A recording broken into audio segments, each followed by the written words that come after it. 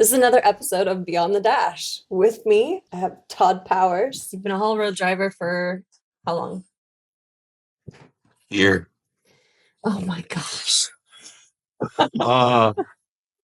Since 1999. Since 99. But you've been elsewhere too, like outside the state. A little bit. Yeah. A little bit. Not much. Okay. Mostly in state. Mostly. Got a lot of experience up there. So in this podcast, we're going to share a couple videos.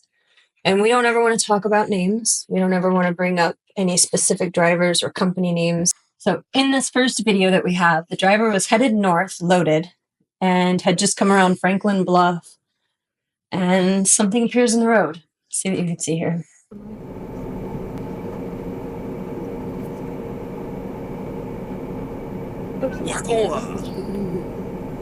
You can see him coming off on the side.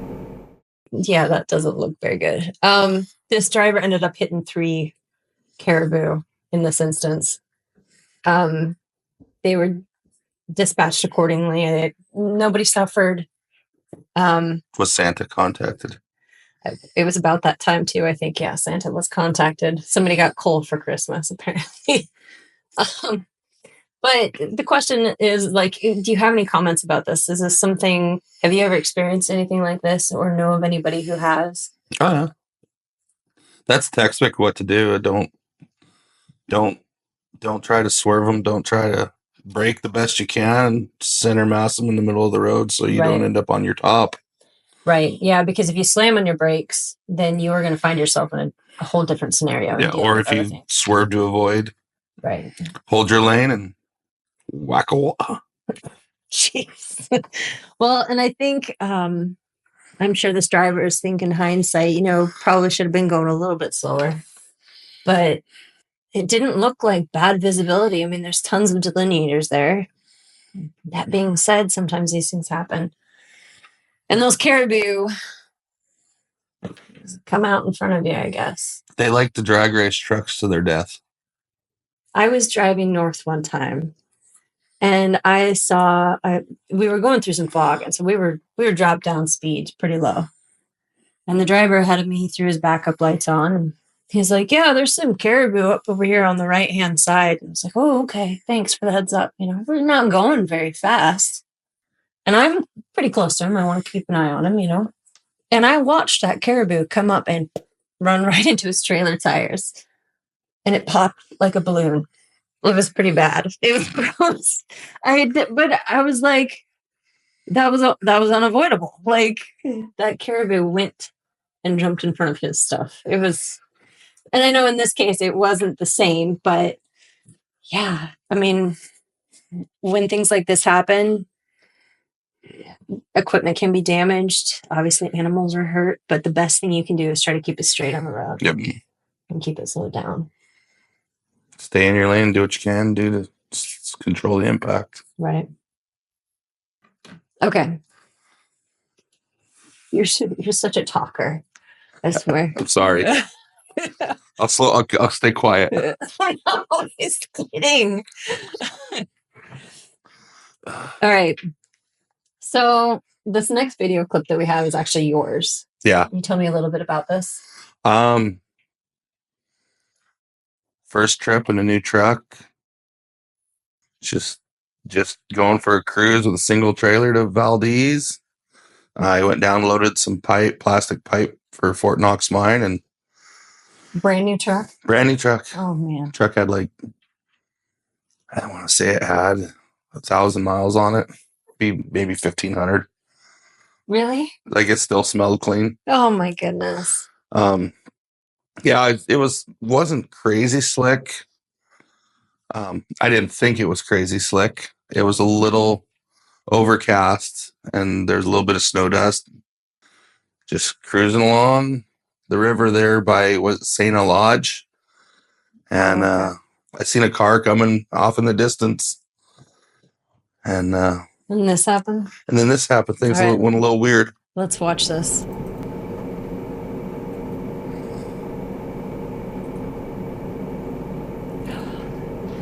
Oh my goodness. Oh my goodness. You avoided that. Wow. Well, And it's in that scenario. I mean, I knew they were crossing up before they did. Like they were coming around a sweeping corner by where the old lodge was, and I seen them starting to come around, and I knew they were in bad shape before they did, I believe. And so like you saw fishtailing and I just they were coming sideways at me, and I'm like, I seen there was one dark patch, and I'm like, I can't go into their lane because if they recover in that dark patch, right, then I'm in their lane. So I just sat there and held my lane until at the last minute they hit the snowbank, and then I scooted over and went by. And it was, you can't really tell in the video, but it was extremely close. Like it looks close. Snow from their car hit my windshield. Yeah. But I got stopped. It took me probably a quarter of a mile to get stopped. You checked on them? And yeah, I got stopped, backed up to them. I got out and were you shaking? I wasn't, but they were. Oh, I bet they were. I would have been. Goodness. I walked up and I'm like, that was some good driving. Oh my gosh. But everyone was okay. Everyone was fine. There wasn't anything wrong. It was a little Subaru car. There was an all-wheel drive. Yeah, there's nothing wrong with it. So how does something like this, is it avoidable? Speed. I mean, their speed was, if maybe they've been slowing down or had slowed down a little more for that corner. Yeah. They might have held that corner. Maybe better tires. Yeah. I don't know. Well, you did a good job keeping your truck from impact. Yeah. Because they were right in your lane. It was extremely close. Like, and I honestly didn't. I understood the dangers of it, or I understood the relativity of it. But after I watched that video a couple times, I was like, that could have went so bad. At the moment, I was not thinking like the what ifs. I was like, all right, I don't want to wrinkle my brand new brand new truck. I'm like, I don't want to wrinkle my brand new truck. Yeah. And and I'd waited forever to get that truck. What was it? It was a 2020 389 Peterbilt. Oh, okay. So it was just a company truck, but I'd waited forever for it. So in this last segment, we answer questions by the audience. There's an audience? Yeah. Okay. Okay. Comments. Okay. People who make comments on the channel. Okay. So I've taken one of these comments and maybe we could answer this. So this is from admin KI7CH. Oh, yeah. Hi, thank you for great videos about Alaska. Question: would trucking companies give chances even to a complete beginner, to one who is willing and happy to go the extra mile? What do you think? Question. I would have said, beginning of this winter season, I would have said, if your attitude's good and you have a little bit of the aptitude for it, I would say, and of course the requirements, you have to have the right driver's license.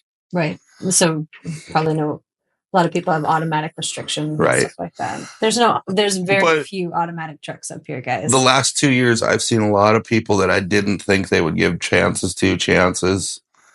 And it's all about demand.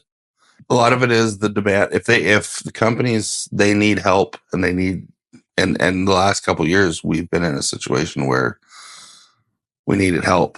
But I'll tell you, attitude, if you come in there, you come into these companies with an attitude of, I want to learn, I want to succeed, I want to try. Let me learn. Yeah. They're gonna take you on. They're gonna show you everything they know. They're gonna let you grow. Yeah. If you come in there you've done it, and you're gonna show them. Super trucker.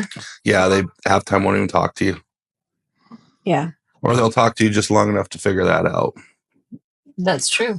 But a good attitude will overcome a lot. So I had Brian Ruth in the studio last time, and he said something that was really profound to me. And he said that he knows that every driver out there has had a first trip.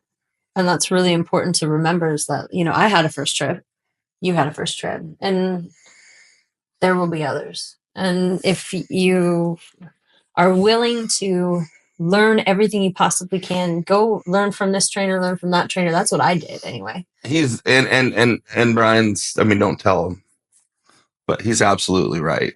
And it's something I struggled with. I don't want to say later in my career, but like the middle of my career, like 10 years in, 15 years in, I would look at some of these guys and I'm like, why aren't you getting this? Because I have to remember my first trip was when I was 5 years old. Right. So you learned out there. I spent my whole childhood. Wow. And then I went from that to I was the yard guy. I worked in the shop for a major trucking company in Alaska. And then I moved into running their yard. And then I moved into pilot carring. And then I was given the opportunity to get into a truck I was just 19. Like, you had that experience. Is that something we should say? Like, if you want the opportunity to drive, even if you want to drive the Dalton and you want to be up on the haul road, start local. That's something I've seen at a heavy haul company I worked for. They always had a need for pilot cars. And their equipment manager dreamt up an idea, and it worked for a handful of guys. Like, they did it over repeatedly. And now these guys, they were, back when I was there, they were my pilot car guys. They were my pilot cars. They were my lumpers. And I bet being a pilot car, you learn a whole heck of a lot of the road. Oh yeah, because the company pilot car, you're a young kid, you're going with these big loads, and you're the one. I mean, if I have a crew of company pilot cars, I'm gonna be like, you grab those chains. Like, they were out helping us chain down loads, load loads. And now these are the guys that they're the ones moving the 20 wides and the 22 wides. And it's their stepping stone. They went from pilot car to local truck to light freight truck to push truck. Now they're moving. They're the actual main power unit in these big loads. Wow, that's awesome. Yeah. So if you don't know anything and you're a beginner and you wanna learn, if you can't get right into a truck, see if they got pilot cars.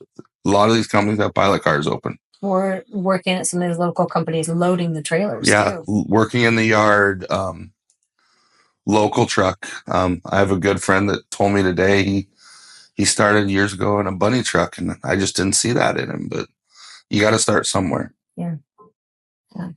So, did you have anything else that you wanted to add on the channel before we call it? Not that I can think of. Well, thank you for coming on, Todd. Okay. We appreciate it. Thank you for being a great American.